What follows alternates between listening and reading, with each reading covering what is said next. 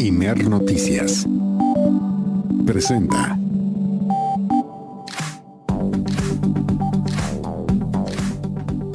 ¿Cómo está usted? Muy buenas tardes. Bienvenida, bienvenido, bienvenide a El Acento, tu punto de referencia. Es el martes 10 de marzo de 2026, la 1 de la tarde en Ciudad de México. Es el mediodía en Ciudad Juárez, Chihuahua, las 12 del mediodía y las 11 de la mañana en Tijuana, Baja California. En Mérida, Yucatán son la 1 de la tarde, así como en Salina Cruz, Oaxaca y en Chiapas, en el sur de nuestro país. La señal del Instituto Mexicano de la Radio se encuentra presente de Sonora a Yucatán, desde Ciudad Juárez hasta Comitán de Domínguez en Chiapas, y también rebasa todas las fronteras mexicanas a través de nuestras emisiones en internet. Estamos muy contentos que nos acompañe este martes porque tenemos mucha información de todo tipo, así es que comenzamos. La Estrategia de Seguridad del Gobierno Federal reporta una disminución del 44% en los homicidios dolosos entre septiembre de 2024 y febrero de 2026, lo que representa 38 asesinatos menos al día. La disminución de delitos es una muestra de que la atención a las causas da resultados, dijo la presidenta Claudia Sheinbaum. Confirma la jefa de gobierno de la Ciudad de México, Clara Brugada, que 3 trabajadores murieron y uno más resultó herido tras derrumbe de estructura de un edificio en San Antonio Abad 124 en la colonia Tránsito de la alcaldía Cuauhtémoc. Rescatan el cuerpo sin vida del último trabajador que había quedado atrapado en los escombros del edificio que se derrumbó en la calzada San Antonio Abad de la Ciudad de México. El Senado, en comisiones, aprobó por unanimidad la iniciativa de reforma que pone un límite a las llamadas pensiones doradas, que establece que funcionarios no podrán recibir por este concepto más de 70,000 pesos al mes. En nuestro país, las consultas públicas del tratado entre México, Estados Unidos y Canadá muestran que más del 80% de los mexicanos consideran positivo el acuerdo comercial. Por unanimidad, la Comisión de Vigilancia de la Auditoría Superior de la Federación de la Cámara de las y los Diputados propondrá al Pleno a Elizabeth Barba Villafán, Aureliano Hernández Palacios y Luis Miguel Martínez Ansúrez para que se elija a la o al nuevo titular de la Auditoría Superior de la Federación para los próximos 8 años. Expertos independientes de la ONU revelaron que el gobierno de Nicaragua financia directamente la represión contra opositores exiliados mediante una red transnacional de vigilancia e inteligencia.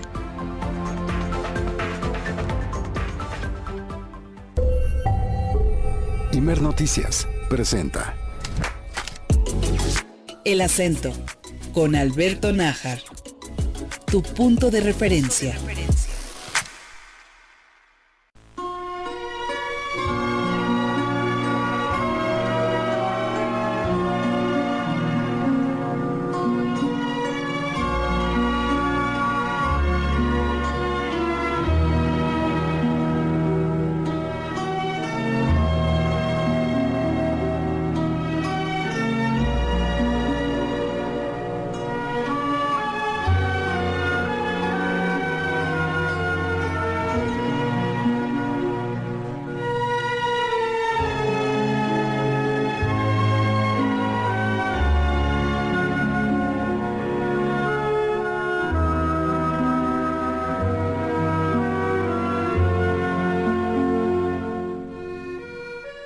Ayer, 2 personajes del pasado en la política mexicana anunciaron su regreso al Senado de la República.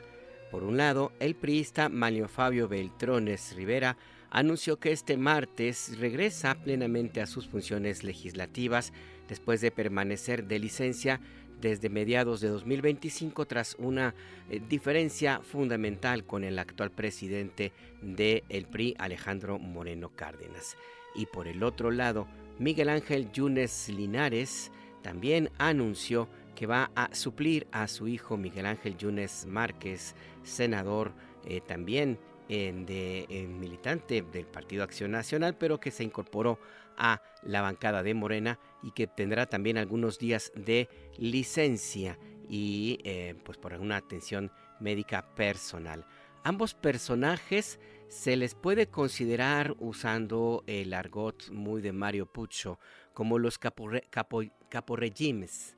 El caporegime, la figura de fuerza de la serie de El Padrino, porque ambos personajes, Manlio Fabio y Miguel Ángel, fueron discípulos de ese gran, podríamos definirlo como el representante de Corleone en México, don Fernando Gutiérrez Barrios, el jefe de la policía política durante décadas en México y que construyó una base de discípulos, algunos más aventajados que otros, que formaron parte de la estructura policíaca y también de vigilancia política en México en los años más duros del gobierno autoritario del Partido Revolucionario Institucional. Ambos, Manlio Fabio y Miguel Ángel, fueron militantes de este partido, el revolucionario institucional. Se les considera dos de los discípulos más avanzados de las enseñanzas de Gutiérrez Barrios, y cada quien por su lado ha aplicado las enseñanzas a su manera en los gobiernos de los estados que les tocó encabezar.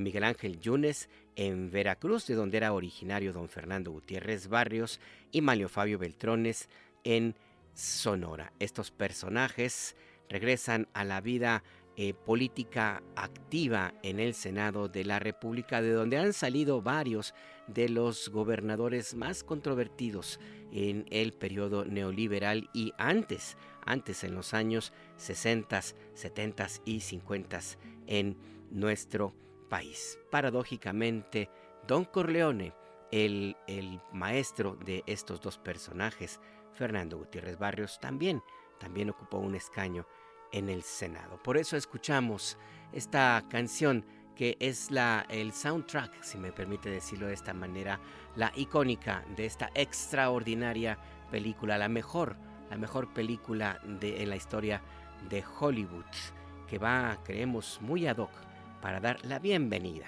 a nuestro estilo en el regreso de Manlio Fabio y Miguel Ángel.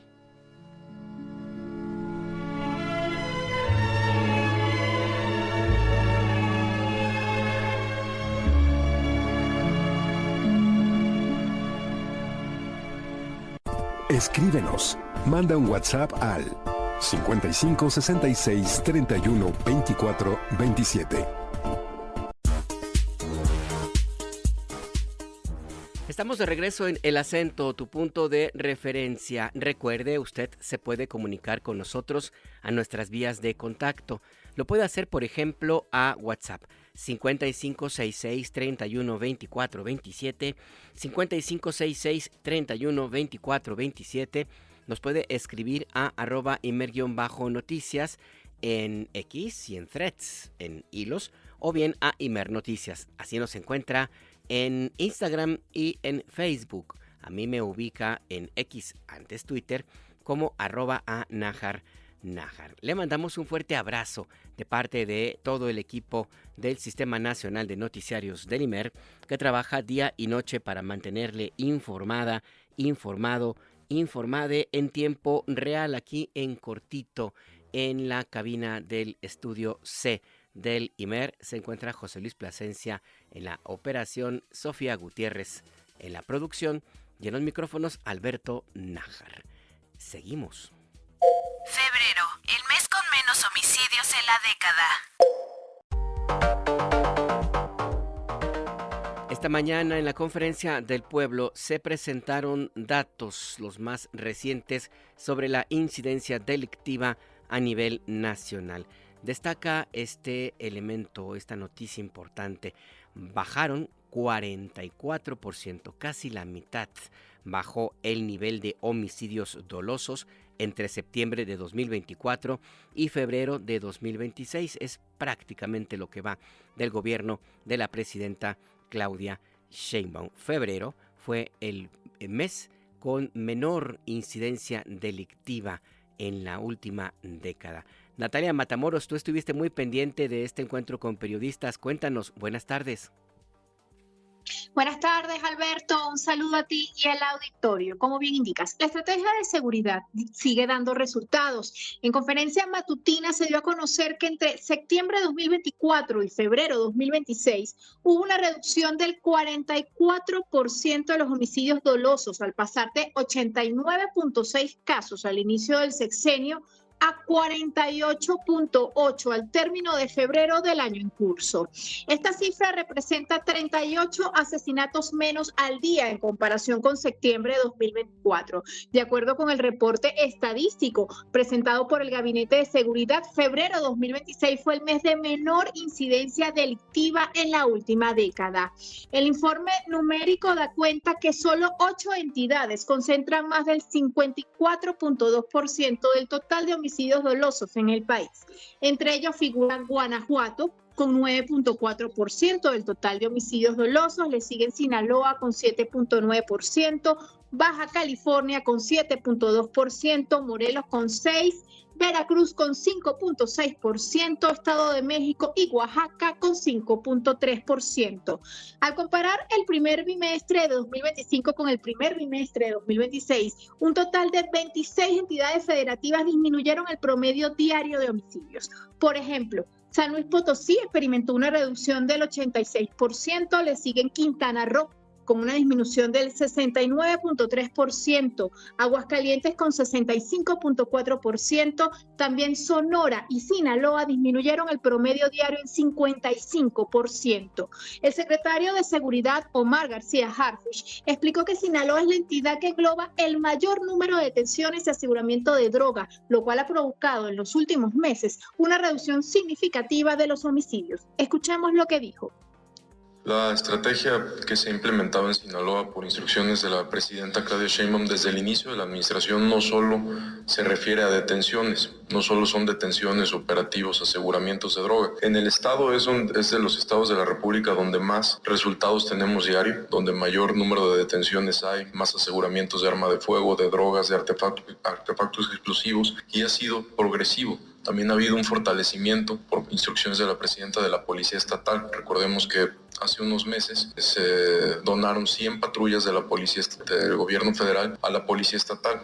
En ese mismo momento, la Secretaría de la Defensa Nacional comisionó personal de fuerzas especiales a la Policía Estatal de Sinaloa, que hoy realiza un trabajo sumamente relevante ahí en el estado. También la Secretaría de la Defensa Nacional y la Secretaría de Marina capacitan de manera constante a la Policía Estatal para que haya un fortalecimiento de las instituciones de seguridad. El informe numérico, Alberto, también refleja una tendencia a la baja de los delitos de alto impacto. Los feminicidios sufrieron una caída del 11.8%, las lesiones dolosas por arma de fuego también cayeron en un 10.8%, mientras que el secuestro extorsivo bajó un 57.6%, la extorsión en 16.8% y robo con violencia en 21.9%. Harfuch informó que gracias a las acciones coordinadas entre las instituciones que conforman el Gabinete de Seguridad de octubre de 2024 a febrero de 2026, se han detenido 46.400 personas por delitos de alto impacto. Se han asegurado 24.000 armas de fuego, así como 346 toneladas de droga, y se han desmantelado 2.318 laboratorios clandestinos para la producción de metanfetaminas. Habló sobre los operativos más relevantes desplegados en los últimos 30 días, entre ellos 12 órdenes de cateo en Baja California, Sonora y Sinaloa. Como resultado de esta acción fueron detenidos 2 integrantes de la célula delictiva Los Rusos, mientras que en Chiapas fueron aprehendidos 15 integrantes del cártel de Sinaloa, incluyendo a 7 personas extranjeras con 15 armas de fuego. Además, García Harfuch ofreció detalles del reciente decomiso de 2 toneladas de cocaína en las costas guerrerenses. Escuchemos lo que dijo sobre este tema.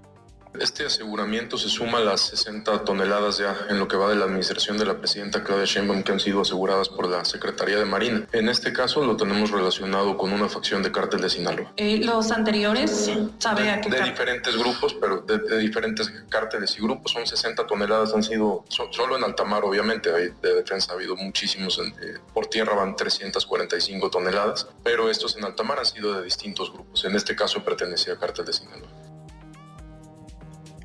En su intervención, el secretario de la Defensa, general Ricardo Trevilla, informó que todas las pruebas recabadas durante el operativo contra Nemesio Oseguera Cervantes, alias El Mencho, ya fueron puestas a disposición de la Fiscalía General de la República para su análisis y para integrar las carpetas de investigación correspondientes. El mando militar explicó que entre los elementos entregados se encuentran armamento asegurado, cartuchos, equipo táctico, dinero en efectivo, vehículos y diversos indicios encontrados en el lugar del enfrentamiento, los cuales permitirán a las autoridades ministeriales confirmar la identidad de los implicados y reconstruir cómo se desarrolló este operativo. Trevilla subrayó que las Fuerzas Armadas actuaron conforme a los protocolos legales, por lo que toda la información recabada fue turnada a la Fiscalía para que sea esa instancia la que determine responsabilidades y continúe con las investigaciones derivadas del enfrentamiento en Jalisco. Escuchemos. La Fiscalía hizo toda la necropsia de ley, ellos hacen todos los peritajes y es la manera en que se puede comprobar pues que se apega a la ley. Pero ustedes sí tienen pruebas de cómo fue, ¿no? Para poder cualquier todo se entrega, todo se entregó a la Fiscalía General de la República. Las autoridades federales, Alberto, coincidieron en que estos resultados reflejan el trabajo coordinado entre las fuerzas de seguridad y el fortalecimiento de las labores de inteligencia en el país. Las acciones continuarán enfocadas en debilitar a las organizaciones delictivas, reforzar los operativos en las entidades con mayor incidencia y mantener la reducción de los delitos de alto impacto, así como atender las causas que generan la violencia. Esta es la información que nosotros manejamos sobre este tema, Alberto. La información muy puntual. Gracias, Natalia Matamoros. Feliz tarde. Feliz tarde también para ti.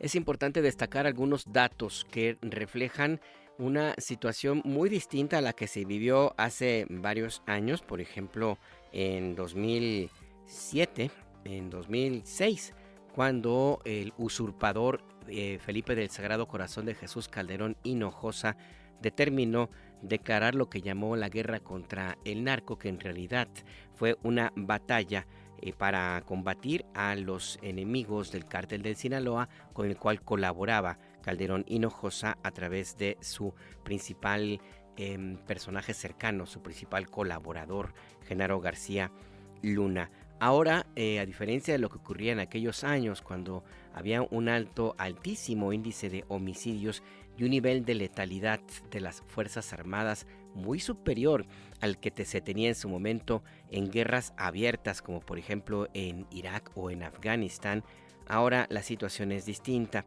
Por ejemplo, el feminicidio se redujo 11.8%. Es un dato importante en un país que en su momento, también en el periodo neoliberal, se consideraba un país feminicida, con un promedio de 11 asesinatos, feminicidios, pues todos los días. Bajó también el robo con violencia, bajó también el robo a transportista con violencia, que es uno de los temas que más quejas desató de organizaciones empresariales, y al mismo tiempo se fortaleció la estrategia de atender las causas que generan la inseguridad y la violencia, por ejemplo con la rehabilitación o construcción y ampliación de 500 escuelas para la prepa, 200,000 nuevos espacios educativos, 100 centros comunitarios México Imparable, y la atención casa por casa que se da en algunas regiones del país para conocer de primera mano las circunstancias de las familias mexicanas y que forman parte de la estrategia de paz que sigue el gobierno de la presidenta Claudia Sheinbaum. Pero hay más detalles sobre estos temas. Escuchemos. Funciona atender las causas de violencia, reitera Sheinbaum. Es precisamente el dato central. La presidenta Claudia Sheinbaum Dijo que la estrategia de seguridad de su gobierno funciona. Si no fuera así, no habría la reducción en el número de delitos que se cometen diariamente en nuestro país. Vamos a escuchar a la presidenta Sheinbaum.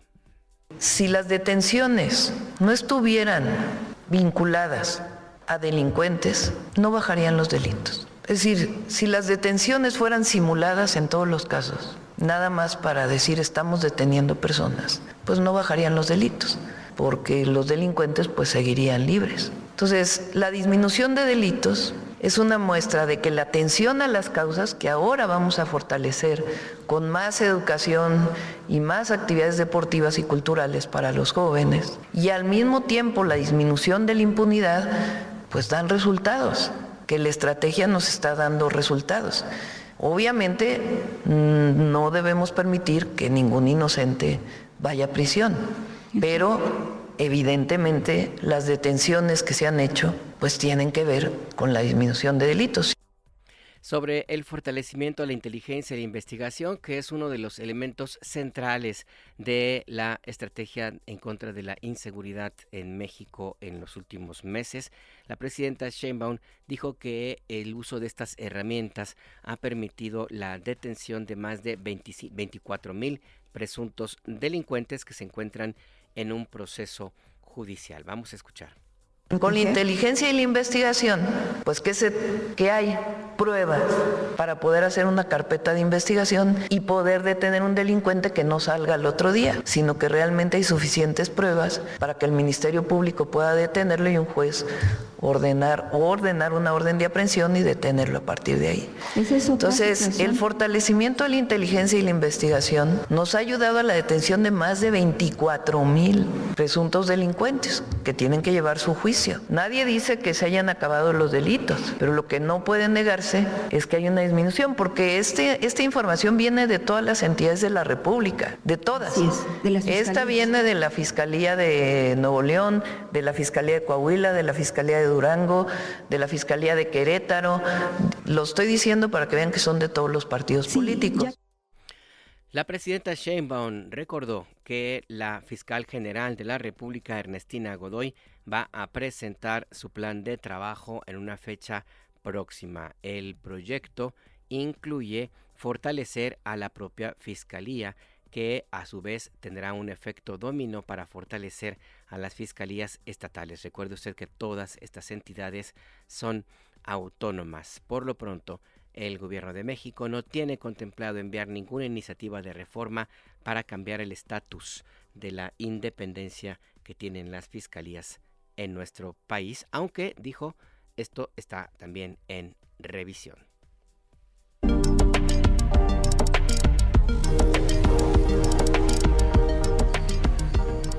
En el acento, tu punto de referencia, conversamos con el maestro Francisco Jiménez Reynoso, profesor investigador de la División de Estudios Jurídicos del Centro Universitario de Ciencias Sociales y Humanidades en la Universidad de Guadalajara. Doctor Francisco Jiménez, buenas tardes, gracias por esta conversación. Le saluda Alberto Nájar.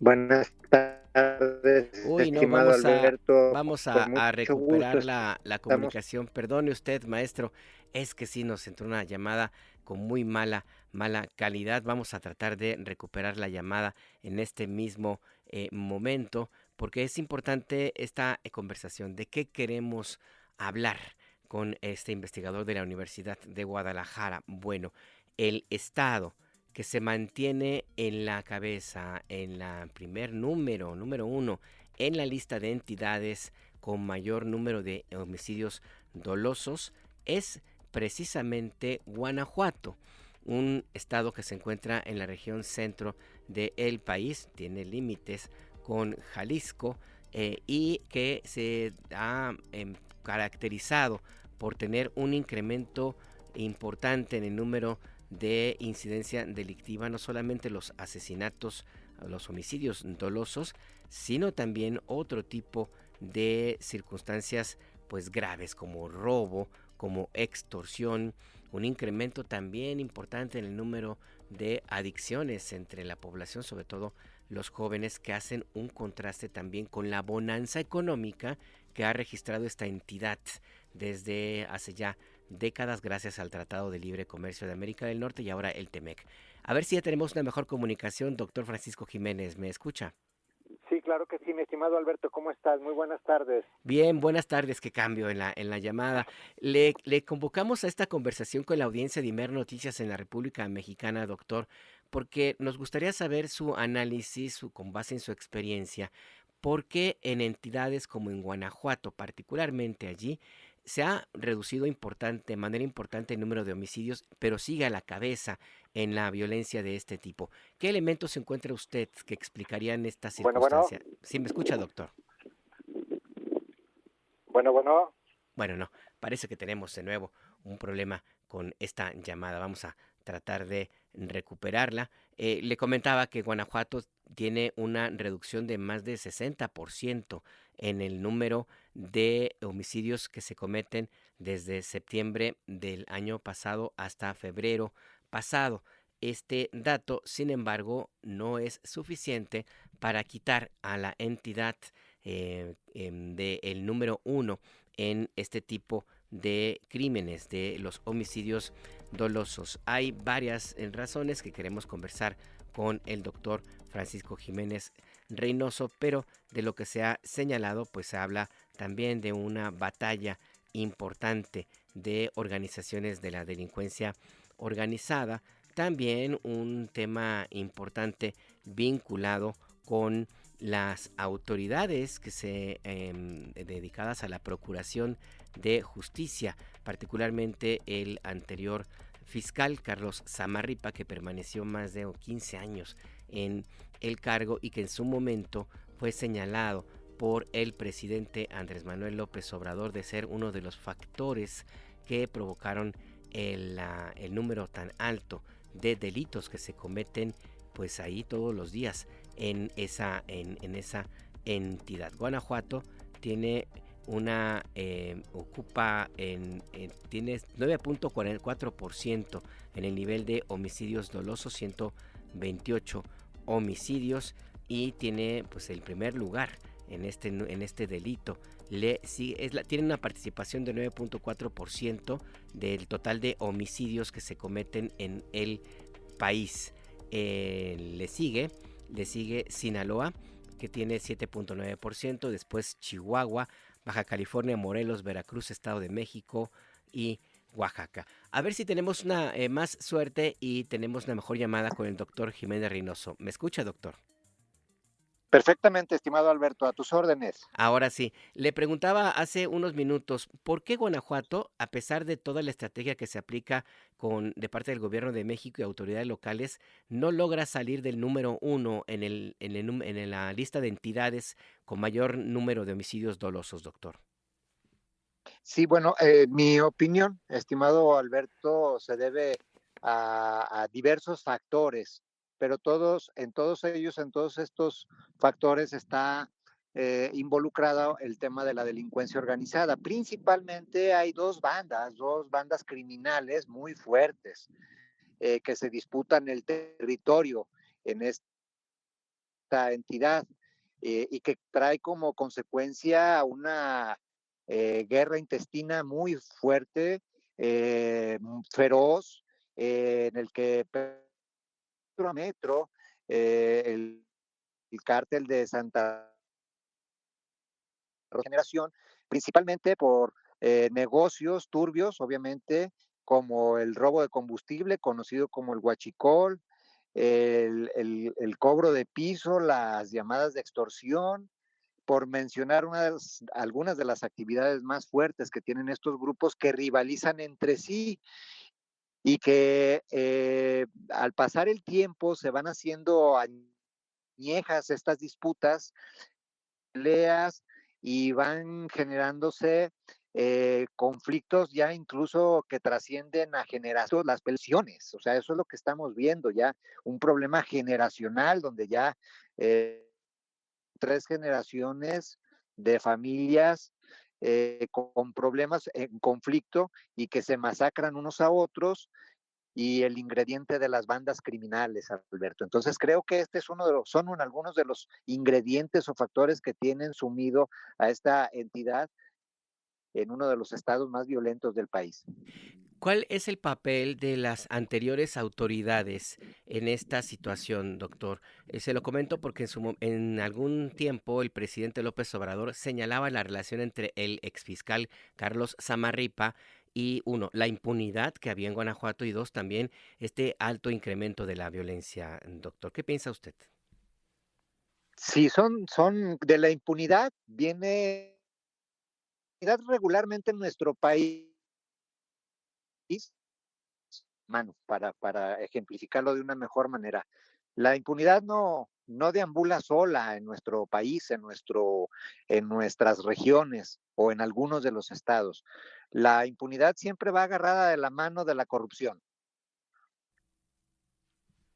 Autoridades, lamentablemente, en regiones amplias que abarcan varias entidades de nuestro país y que han corrompido ya y que tienen compradas a autoridades, incluso de los 3 órdenes de gobierno, hay que decirlo, pero principalmente la cadena más débil de la corrupción que genera impunidad son las policías municipales, en mi opinión.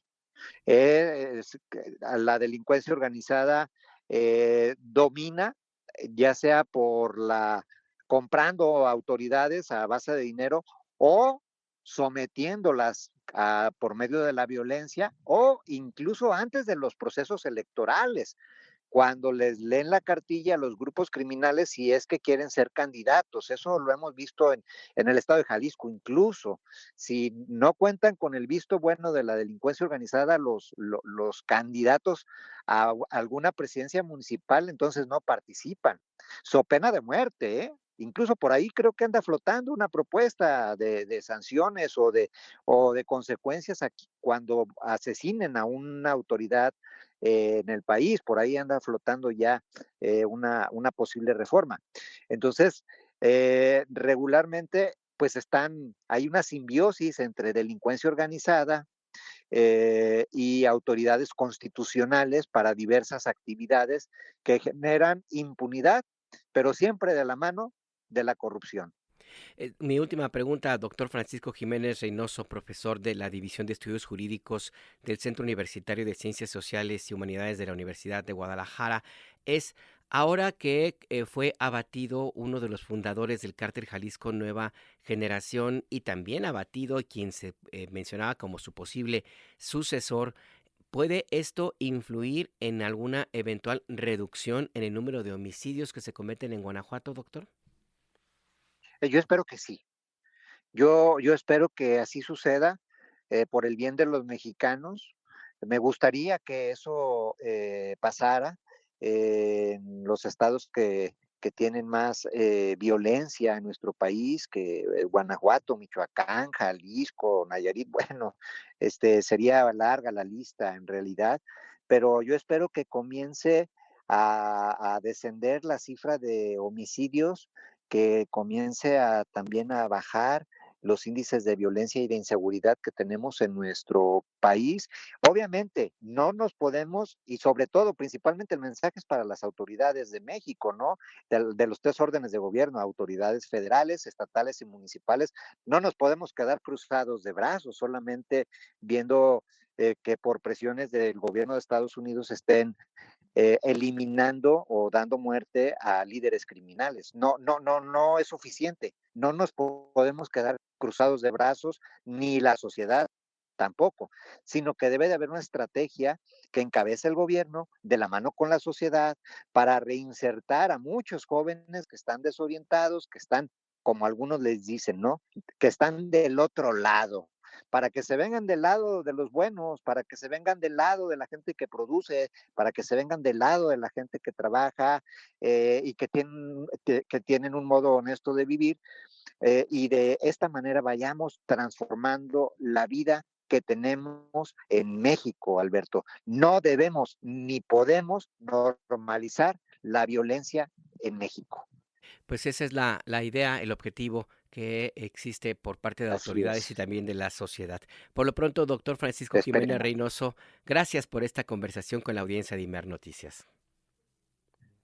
Con con mucho gusto en tu programa tan escuchado y qué bueno que pudimos entablar comunicación. Yo ando ahorita por la región Valles haciendo una visita y traía problemas de comunicación, pero creo que salió exitosa la entrevista y me da mucho gusto. Sí, la verdad que también nos da mucho gusto. Que tenga buena tarde, doctor. Muy buenas tardes. Hasta pronto. Hasta pronto. Hasta pronto. Sí, pues como bien nos dice, está en Jalisco, en la región Valles, pues más o menos en el centro de Jalisco, y pues está en movimiento, por eso las dificultades para esta comunicación, pero pues sí, el dato ahí está, es parte, los números que se presentaron esta mañana, pues son parte de este escenario de disputa entre dos grupos de delincuencia organizada, el cártel Jalisco Nueva Generación, que surgió muy cerquita de por ahí de este estado, en Michoacán, y también ubicado una de sus facciones en Zapopan, Jalisco. Recuerda usted que Nemesio Ceguera Cervantes, el Mencho, era el jefe de seguridad de Ignacio Coronel, el Nacho, quien era el representante del cártel de Sinaloa en Jalisco. Era una especie de tesorero y de custodio de las familias de los líderes de esa organización delictiva que tenían y tienen décadas de radicar en Jalisco, en esa entidad, y particularmente en la zona metropolitana de Guadalajara, sobre todo en Zapopan, un lugar que pues han procurado mantenerse allí en lo que le llaman cotos, que son fraccionamientos de altos muros con vigilancia extrema a donde no entra cualquier persona.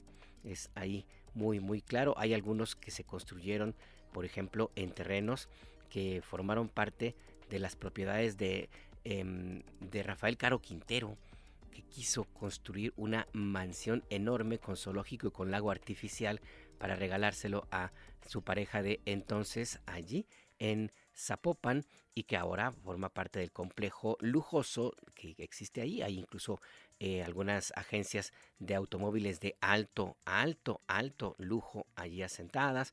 Está la plaza más lujosa de Jalisco, y está también enfrente, pues hay una iglesia que es muy, muy socorrida, muy visitada, iglesia católica por las familias de estos personajes. Sandra Ávila Beltrán, la reina del Pacífico, por cierto, tiene ahí enfrente, cruzando una avenida, tiene una de sus residencias. Pero bueno, el dato está aquí, se han presentado esta información en la mañana. Le reitero, Guanajuato participa con el 9.4% del total de homicidios dolosos que se cometen en México. El estado con menos problema de este tipo es Yucatán, donde pues se participa con 0.2% del gran total de homicidios, que tuvieron una reducción de 44% entre septiembre del año pasado y febrero de este 2026. Accidente en Ciudad de México. Vamos a cambiar de tema. En Ciudad de México ayer ocurrió un accidente. Un edificio que estaba afectado por el terremoto de 1985 y que se mantuvo en pie por razones desconocidas hasta ahora. En pie quiere decir que ahí se quedó. Lo utilizaban inclusive ese edificio, y que en el sismo de 2017 se dañó definitivamente y que había sido ordenada su demolición. Bueno, pues esto no ocurrió, y ayer se vino abajo. El saldo es de 3 personas que murieron, 3 trabajadores que estaban ahí en proceso de demoler ese edificio, y una más resultó herida. Nuestra compañera Guadalupe Franco ha estado pendiente de esta información desde el primer momento. Este edificio se encuentra en San Antonio Abad, número 124, en la colonia Tránsito de Ciudad de México, pues que será a 2 kilómetros, 3 kilómetros cuando mucho, del Zócalo de Ciudad de México. Es un área que particularmente es conocida por los problemas con los sismos. Allí mismo, en esa zona donde ahora se cayó este edificio, se derrumbaron algunos talleres de costura, talleres de elaboración de ropa en 1985, donde trabajaban en condición de semiesclavitud cientos de mujeres costureras que quedaron atrapadas en los escombros de esos edificios. Esos edificios propiedad de empresarios de origen israelí, judíos y algunos también libaneses. Esa zona es conocida también por esta circunstancia y también por ahí cerca en 2017 se derrumbó otro edificio también dedicado entre otras actividades a la maquila de ropa, donde también murieron algunas trabajadoras costureras. Es lo que parte de las características de esta zona donde se encuentra este edificio derrumbado. Guadalupe Franco, cuéntanos qué hay de nuevo con la jefa de gobierno. Buenas tardes. Alberto, muy buenas tardes, un saludo a todo nuestro auditorio. Comentarte que esta tarde la jefa de gobierno de la Ciudad de México, Clara Brugada, pues confirmó la muerte de 3 trabajadores y uno que resultó lesionado por el derrumbe de 3 losas de un edificio privado que estaba ubicado en San Antonio Abad 123 en la colonia Tránsito, aquí en la capital del país. En conferencia de prensa, la jefa de gobierno manifestó su pésame y respaldo a las familias de los afectados, a quienes se les otorgó, dijo, apoyo de hospedaje durante las labores del rescate, ya que residen en los estados de Hidalgo, Veracruz y Estado de México. Asimismo, Clara Brugada garantizó transparencia en las investigaciones y los peritajes, por lo que manifestó la voluntad de su gobierno para que haya justicia en este caso y la reparación integral del daño. Escuchemos. La voluntad de que esta investigación, como todas, se conduzca con transparencia y se lleve a cabo hasta las últimas consecuencias para deslindar todas las responsabilidades necesarias y sobre todo atender a las familias y a cumplir con la reparación integral del daño. En cuanto se tenga información sobre la investigación, los peritajes que acrediten las causas y las circunstancias del derrumbe, le estoy pidiendo a la Fiscalía que informe a la ciudadanía a través de los medios de comunicación. La jefa de gobierno dijo que se solicitará a todas las alcaldías fortalecer los mecanismos de supervisión de las demoliciones que existan en sus respectivas demarcaciones. En este sentido, el secretario de Vivienda de la Ciudad de México, Inti Muñoz, manifestó que corresponde a las alcaldías supervisar y vigilar que las obras y demoliciones que se realicen en sus territorios se ejecuten conforme a las medidas de seguridad establecidas en la ley. Así lo dijo. Se establece con claridad que a las alcaldías, en el ámbito de sus atribuciones en materia de desarrollo urbano, protección civil y verificación administrativa, corresponde vigilar que las obras y demoliciones que se realicen en su territorio se ejecuten conforme a las medidas de seguridad previstas en dicho ordenamiento y en las normas técnicas complementarias aplicables. Entre dichas responsabilidades se encuentran la verificación de que durante la ejecución de los trabajos se adopten las medidas necesarias para proteger a las edificaciones colindantes, garantizar condiciones de seguridad para las personas y evitar riesgos a la vía pública. El secretario de Vivienda informó que ya se acordó con la alcaldesa en Cuauhtémoc, Alessandra Rojo de la Vega, la instalación de una mesa de trabajo para intercambiar información y esclarecer las líneas de responsabilidades. Y es que recordó que el 20 de octubre de 2025 la Comisión para la Reconstrucción notificó a la alcaldía Cuauhtémoc la procedencia de la solicitud de ejecución de obra de la empresa DEMEC encargada de estas obras en esta demarcación, por lo que debería observar el cumplimiento del programa de protección civil para la obra de demolición avalado por un director responsable de obra, además de la fe de hechos del estado de colindancias, el programa de protección a colindancias y la póliza de responsabilidad civil que cubriera daños a terceros previo al inicio de los trabajos de demolición, además de la carta responsiva donde se deslinda la responsabilidad al gobierno de la Ciudad de México. Y es que comentarte, como bien lo decías al principio de este reporte, la empresa responsable, el dueño de este inmueble, ya había sido notificado desde el 2018 que este inmueble estaba catalogado de alto riesgo de derrumbe. Sin embargo, aquí se argumentó que fueron cuestiones económicas por las que se postergó esas obras para iniciar su demolición, aun cuando se había ofrecido los mecanismos, para que el dueño realizara esas demoliciones. Sin embargo, él optó por realizarlas por su propia cuenta. Alberto, auditorio, parte de la información de esta conferencia. La información, gracias Guadalupe Franco. Buenas tardes. Buena tarde también para ti. Pues es la información la más reciente sobre este tema, la conferencia de prensa de esta mañana pues en el edificio de gobierno de Ciudad de México, en el Zócalo de la capital. La presidenta Claudia Sheinbaum, la presidenta, se refirió al tema, dijo que la información que tenía hasta el momento pues es la que acabamos de escuchar. Para ese entonces se mantenía todavía el dato de una persona atrapada que fue encontrada cerca de las 6 de la mañana. Esta persona lamentablemente sin vida. Este edificio, como escuchamos el reporte, había sido ya pues prácticamente ordenada su demolición de hace tiempo,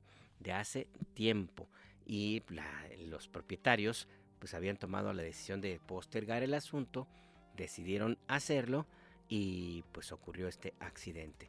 Es importante también señalar que desde el primer momento en medios comerciales, en redes sociodigitales, la televisión privada andaba desatada, y qué decir de las y los comentócratas en la radio comercial, estaban con la idea de que este accidente tenía que ver con las obras que se llevan a cabo en la línea 2 del metro de la capital del país, lo cual es absolutamente falso. No tiene nada que ver una cosa con la otra. Este edificio ya estaba dañado y ocurrió este accidente. Sobre este asunto y otros que tienen que ver con la seguridad de las construcciones en México, vamos a hablar un poquito más.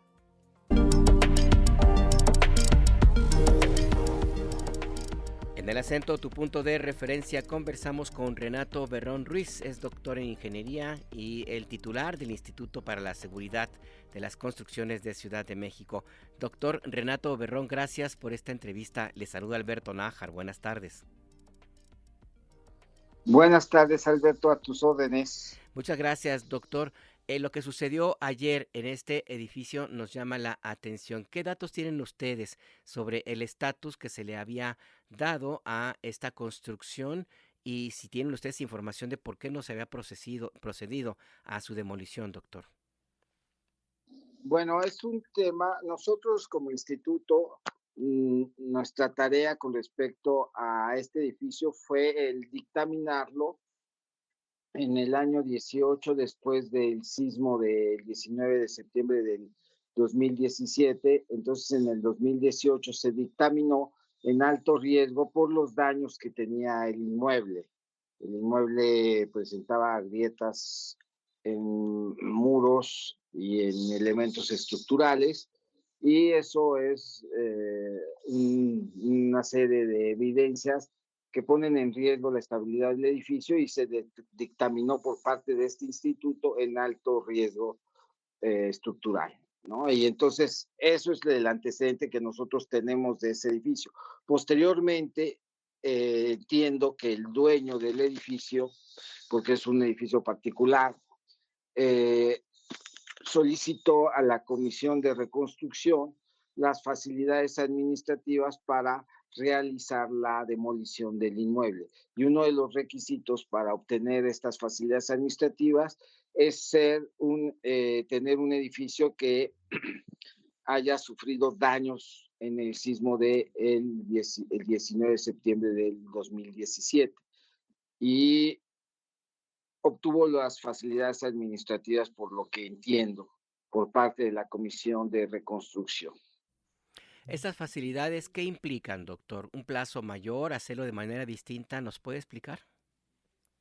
No, esto lo lleva la Comisión de Reconstrucción. Son ellos los que tienen toda la información al respecto, pero a grandes rasgos es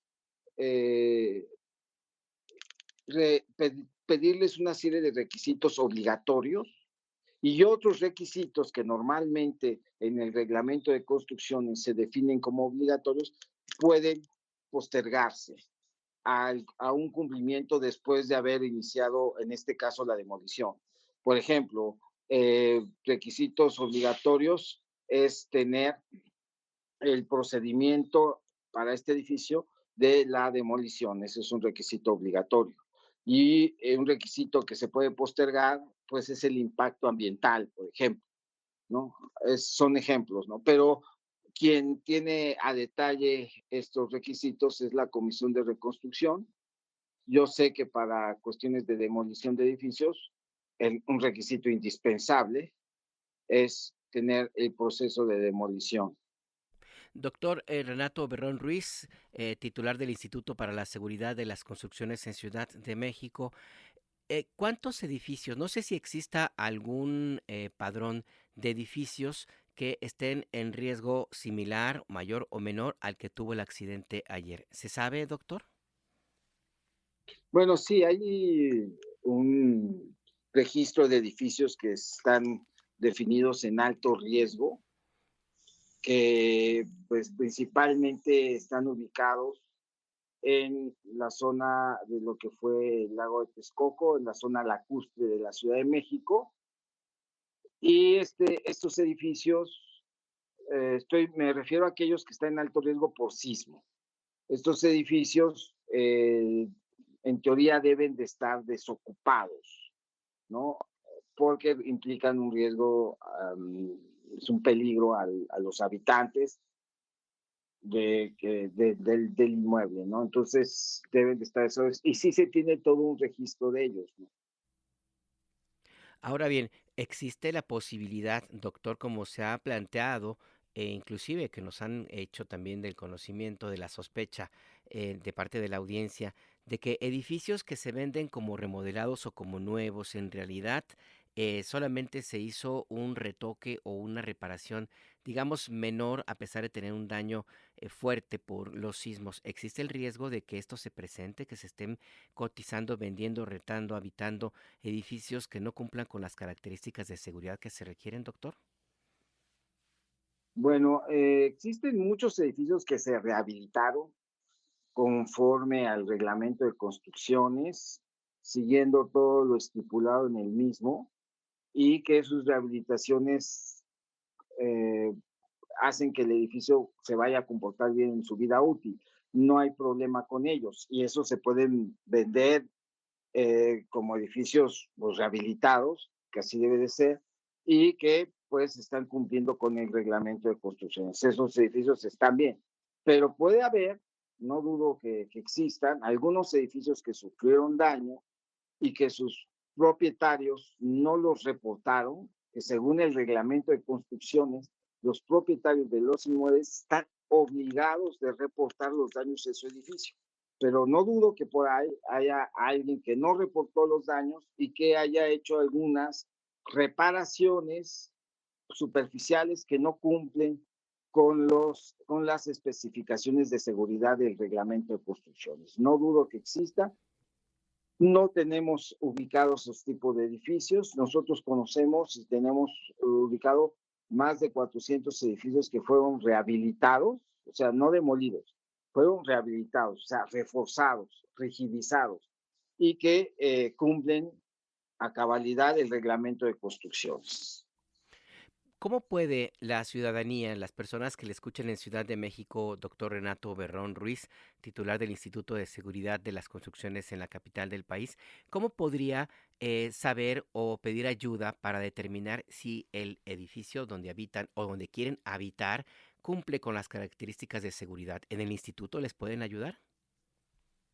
Bueno, puede haber varios casos, ¿no? Por ejemplo, un edificio recién construido, que por ser recién construido, desde luego que debe de tener los planos estructurales, la memoria de cálculo, el estudio de mecánica de suelos, todo eso lo deben de tener, está recién construido, y entonces si alguien quiere comprar un departamento en un edificio recién construido, hay que solicitar toda esa información y pedir la opinión de un especialista en diseño estructural o un corresponsable, que es un perito, un corresponsable en seguridad estructural, que vea los planos, que vea la memoria de cálculo, el estudio de mecánica de suelos y que dé su opinión.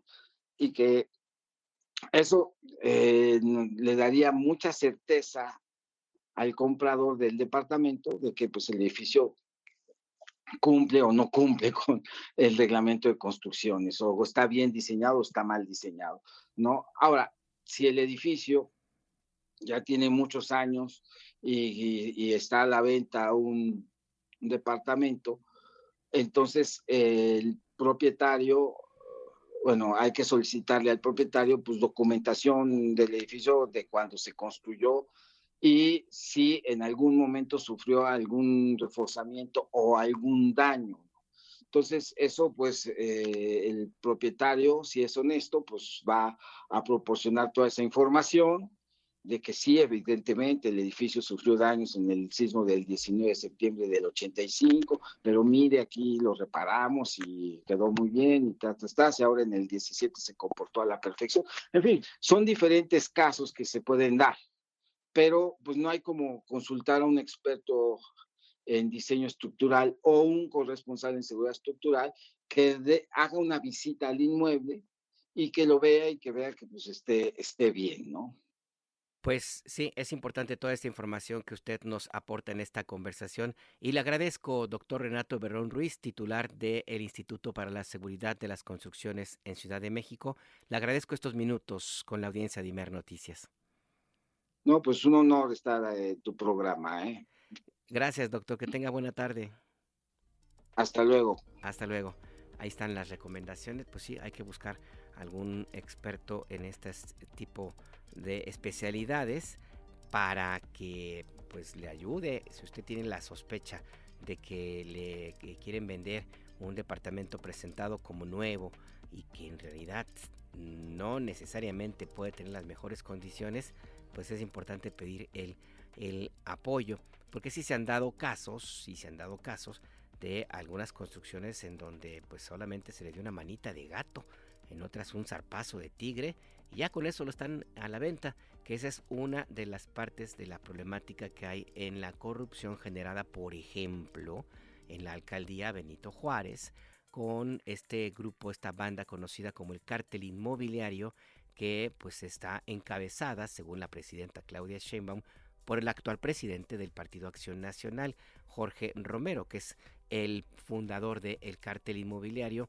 que autorizó la construcción de pisos de más en edificios de lujo en esta alcaldía. Entonces era todavía delegación y pues que provocaron pues problemas de propiedad para los inquilinos o los dueños que compraron. Pero en otros casos, sí, también en este mismo proceso de corrupción se permitió la construcción de edificios que no cumplían con las características de seguridad adecuadas y se derrumbaron en el sismo de 2017 y causaron la muerte de varias personas. Es una de las consecuencias de la corrupción de este llamado cártel inmobiliario creado, patrocinado por el Partido Acción Nacional, y que es uno de los temas que usted no va a escuchar en los medios comerciales, ni mucho menos por parte de los grupos de la oposición política, pues porque por razones que están suficientemente explicadas. Vamos ahora mismo a el sitio de El Percance. Ahí se encuentra Víctor Raúl Ramírez, que ha estado también muy pendiente desde el primer momento de este accidente. Víctor, cuéntanos las novedades. Buenas tardes. ¿Qué tal, Alberto Auditorio? Buenas tardes. Pues la mañana de este martes, la secretaria de Gestión de Riesgos y Protección Civil de la Ciudad de México, Miriam Ursúa, confirmó que fue rescatado sin vida el último trabajador que había quedado atrapado en el derrumbe del edificio ubicado en la calzada San Antonio Abad. Con ello, la funcionaria recordó que de los 4 trabajadores que fueron rescatados, 3 de ellos fallecieron y 1 resultó herido y fue trasladado al hospital Rubén Leñero, en donde se reporta en buen estado de salud. Vamos a escuchar lo que dijo la funcionaria. El día de ayer, alrededor de las 4 de la tarde, se consiguió ubicar el primer cuerpo de los 3 que quedaron en el lugar, lamentablemente pues fallecidos. Anoche, acerca de las 4 de la mañana, alrededor de las 4, encontramos el segundo cuerpo, que también ambos ya fueron trasladados por el Ministerio Público a Cuauhtémoc II, y hace unos momentos atrás, ya después de haberse ubicado el lugar donde podía estar, se hizo toda la excavación y se pudo extraer el tercer cuerpo del trabajador que quedaba en el lugar. Ya está siendo trasladado en este momento por el Ministerio Público. Y bueno, con ello, explicó la funcionaria, será ahora la Fiscalía Capitalina la que determine las causas que provocaron el derrumbe y la que llevará acciones penales en contra de personas o empresas por este derrumbe en caso de que así lo determinen las indagatorias. Vamos a escuchar nuevamente. Lo que queda en este momento es vamos a empezar a hacer una desactivación de todos los servicios de emergencia que están aquí y Fiscalía va a continuar haciendo su investigación a través de los peritos que trajo el día de ayer y que con eso él abrirá un expediente y una investigación que dirá qué fue lo que realmente pasó y la razón por la cual estas losas pues cayeron, prácticamente 3 losas completas cayeron sobre el segundo y primer piso. Y bueno, por último se informó que ya se contactó con las familias de los trabajadores fallecidos, a quienes se les dará todo el apoyo necesario y ya se está gestionando para que el seguro de la empresa dueña del inmueble se haga cargo de los gastos del sepelio y traslado de los cuerpos, ya que algunos de estos trabajadores que fallecieron son originarios del estado de Hidalgo. Ese es mi reporte. El reporte. Víctor, un par de preguntas. Una, ¿cómo se encuentra ahora mismo la zona donde ocurrió el accidente? Supongo que estará acordonado, ya hay vialidad, está cerrado, cuéntanos. La vialidad se reactivó desde las 8 de la mañana aproximadamente, fueron reabiertos los carriles que habían sido cerrados desde el día de ayer, por lo que ya hay tránsito vehicular sobre la avenida San Antonio Abad, y bueno, pues sí, el edificio continúa acordonado, se han suspendido los trabajos de demolición, esto para que la Fiscalía Capitalina, los peritos de la Fiscalía Capitalina, inicien las indagatorias para deslindar responsabilidades. ¿Te han contado los vecinos a qué se dedicó, para qué se utilizaba este edificio antes de 2017? Porque entiendo, Víctor, tú conoces la zona con toda seguridad, que es también el área donde en 85 se derrumbaron edificios con cientos de costureras. ¿Es el mismo caso, esa misma circunstancia, Víctor?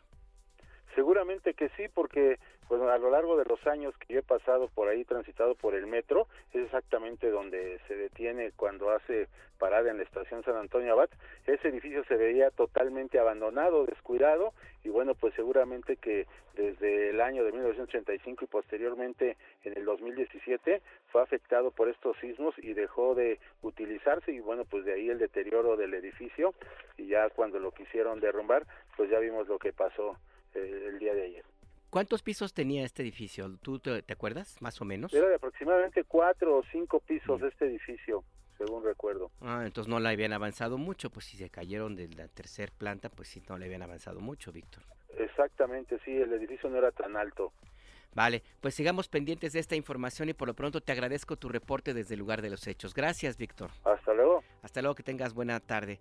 Sí, como le digo, exactamente, es el Metro San Antonio Abad, pues ya estamos hablando de un par de kilómetros, 2.5 kilómetros del Zócalo de Ciudad de México, una zona afectada en 1985 y también afectada en 2017 en estos dos sismos. El primero, un terremoto a unos metros en línea recta hacia el norte. Si usted conoce Ciudad de México me seguirá con cierta certeza, y si no le trato de explicar.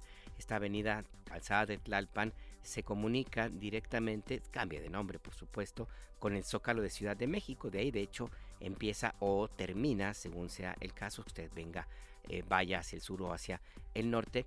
Es una de las calzadas más antiguas del país, porque de ahí se comunicaba la Gran Tenochtitlán en los años de 2500, cuando era antes de la invasión y la barbarie que cometieron los españoles que llegaron a México, y está sobre el lecho del lago de Texcoco, parte de lo que recuperaron el pueblo azteca para quedarse, asentarse, a vivir hace ya cientos de años. Es una zona que tuvo problemas en 85, muy cerca de allí estaban también multifamiliares que se cayeron, causaron cientos de personas que murieron en este terremoto de 1985. Es parte de la historia y la realidad de la Ciudad de México, que tiene zonas con alta sismicidad. Mire, vamos a ir a un corte, pero antes déjeme adelantarle la información, esta información más bien, porque Donald Trump, en voz de su portavoz, de su jefa de prensa, Karoline Leavitt, pues ya mandó decir que no descarta ninguna opción en la batalla que ha emprendido en contra de Irán, incluido el despliegue de tropas allí en ese país, uno de los más grandes de Medio Oriente. y con que tiene un poderío militar muy grande, el más grande de la región después de Israel, por supuesto, y que ya ha planteado que no van a permitir ningún ataque más, ningún despliegue de operaciones por tierra, y que también inclusive dentro de Estados Unidos le han dicho hasta las personas, grupos políticos que respaldan a Donald Trump, que sería un grave error mandar tropas. Bueno, pues Trump parece que vive en su mundo, vive con su grupo de colaboradores, de personeros, de aplaudidores, y ya dijo, no, yo voy a tratar de invadir Irán con tropas. El tema, y es la letra chiquita,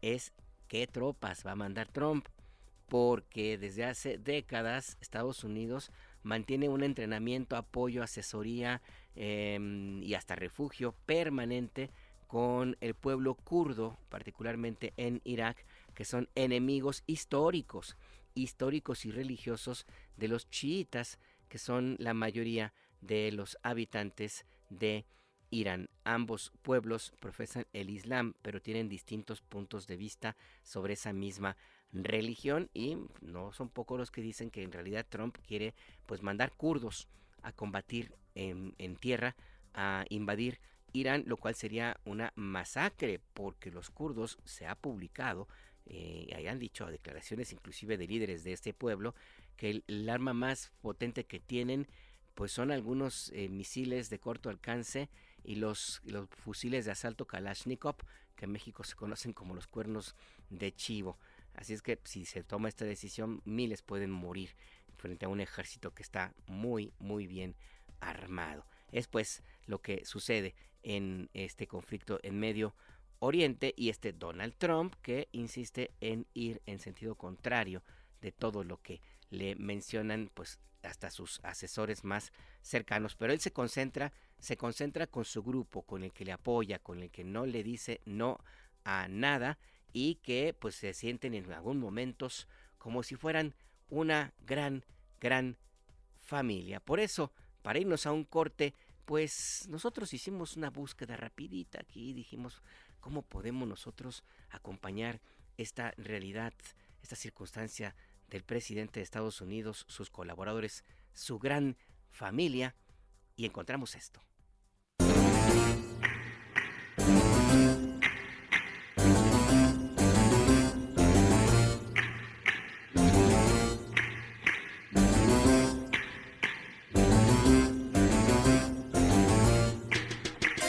They're creepy and they're kooky, mysterious and spooky. They're all together ooky, the Addams Family. Their house is a museum when people come to see 'em. They really are a scream, the Addams Family. Neat. Sweet. Todo el contenido de Imer Noticias lo encuentras en noticias.imer.mx.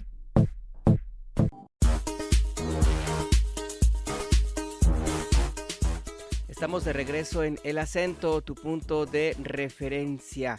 Son las 2 de la tarde con 15 minutos. Traemos algunos minutitos de retraso, pero nos enlazamos en este momento con Francisco Abundis, director asociado de Parametría, esta encuesta de opinión pública en nuestro país. Francisco, ¿cómo estás? Buenas tardes. Buenas tardes, ¿cómo estás, Alberto? Un gusto estar contigo. Igualmente, cuéntanos, ya se acerca el Mundial de Fútbol. Podría parecer una verdad de perogrullo, si me permites poner en estos términos, el decir que es muy popular. Es algo que pues a muchos mexicanos, millones, les agrada, están ansiando llegar, pero también la estadística ayuda a entender un poco más este fenómeno, Francisco. Pues mira, es una medición que por el tema es de manera obligada quienes estamos generando información pública de manera frecuente, y pues el Mundial es claramente un tema de opinión. Venimos midiéndolo desde hace tiempo sobre pues cómo se siente la ciudadanía con que ven el Mundial, cómo están los niveles de afición, cuánto conocimiento hay sobre pues el mismo evento. Y para nuestra sorpresa, esto lo publicamos la semana pasada en el periódico Milenio, pues sucede que está bajando la afición declarada, es decir, aquellos que dicen que les gusta el fútbol soccer. Tenemos un registro desde junio de 2006, o sea, esta es una serie que tenemos ya la fortuna de que tiene alrededor de 20 años. Y en ese momento, a la pregunta de ¿usted le gusta o no el fútbol soccer? 68%, es decir, 2/3 partes de la ciudadanía, decían que les gustaba y solamente 32% no. Hicimos esa pregunta nuevamente cerca de 9 años después, julio del 17, y en ese momento había bajado 10%, 11% la gente o el porcentaje de mexicanos que decía gustarles el fútbol, bajó a 57%, contra 43% que decía que no le gustaba. Es decir, fue literalmente un traslado digamos, de aficionados o de gente que reportaba gustarle, a quien decía que no. Luego, octubre del 22 se mantuvo casi en niveles que habíamos medido en julio del 17, 55% dijo que le gustaba, 45% no, pero digamos, en la siguiente medición, que fue pues, una que nos tomó por sorpresa, pero que va en tendencia con esto que veníamos midiendo, agosto del 25, digo, como verás, no es una pregunta que hacemos con mucha frecuencia porque no pensamos que ese tipo de gustos cambien, ¿no? De manera radical o se den, digamos, haya mucha varianza en algo que es una actitud tan constante, pero ya para agosto del 25 lo que medimos, Alberto, a la vez que nos sorprendió, para agosto del 25, 46% dijo que gustaba del fútbol soccer y 54% que no. Fue una respuesta muy sorpresiva. A veces tienes ese tipo de datos, pues, no sé cómo llamarlos, fuera de rango, ¿no? Se conocen en inglés como outliers, que podría ser una excepción. Pero por ello, a partir de esa sorpresa y que a raíz del Mundial, repetimos la medición en diciembre del 25 y pues sucede que se repite el dato para efectos prácticos. Está en margen de error. 44% dijo que le gustaba contra 56% que no. Es decir, 10%, 12% más de la gente dice no gustarle el fútbol o el fútbol soccer. Y pues eso, digamos, si fuera un dato único, te diría, bueno, a lo mejor tenemos un problema en la medición, pero pues es un dato en tendencia. Sabemos que desde hace 20 años que tenemos esta serie ha venido bajando la afición, y 2, es un dato que se repite el 25, es decir, es real, está pasando, ¿no? Sí. Sí, lo que pasa es que te perdimos un par de segunditos, pero aprovecho. Perdón. Sí. Perdón. Hay una tendencia entonces a que baje la afición mexicana al fútbol soccer. ¿Hay alguna razón que históricamente les hayan mencionado, Francisco? Pues no, lamentablemente no hemos profundizado en esto. Yo creo que sí valdría la pena pues hacer una investigación un poco más extensa, porque yo creo que puede ser que hay otras alternativas deportivas, que hay otros eventos donde entonces no eres no es la única opción que tienes. Yo creo que hoy pues somos más diversos no solamente en deportes, sino en espectáculos en general. Otro puede ser pues los propios problemas que ha tenido la federación, no sé, cuestionamientos que ha habido sobre la calidad del fútbol en nuestro país. La verdad es que cualquier cosa que te dijera sería pues un tema más de especulación. No lo tengo claro, pero el fenómeno en sí mismo me parece pues muy relevante, sobre todo en el contexto del Mundial, ¿no? Al cual vamos a estar muy